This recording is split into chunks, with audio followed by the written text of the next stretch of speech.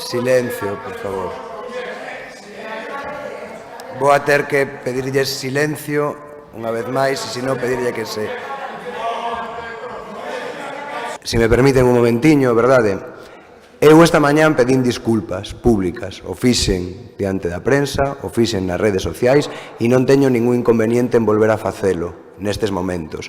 Eu estou moi disgustado polo que pasou onte, moi disgustado.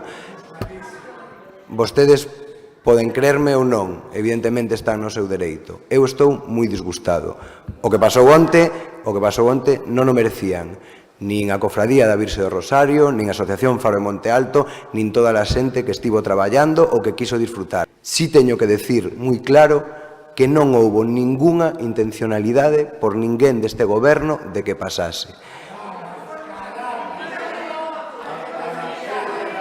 Ben, eu, de verdade, teño que pedirlles que garden silencio,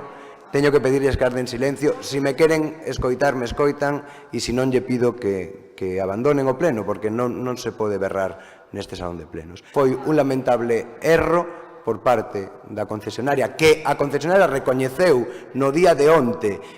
Tamén lles digo, poden creerme ou non, pero creo que non é bo escoitar certas voces ás que non lle interesa a verdade, senón só lle interesa malmeter e provocar crispación.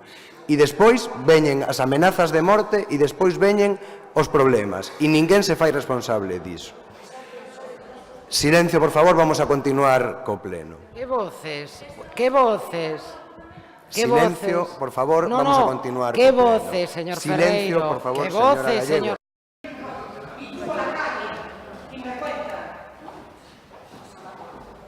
No.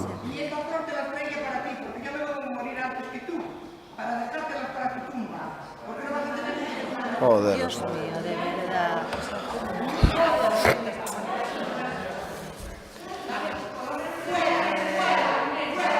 Poden, por favor, abandonen o salón de plenos.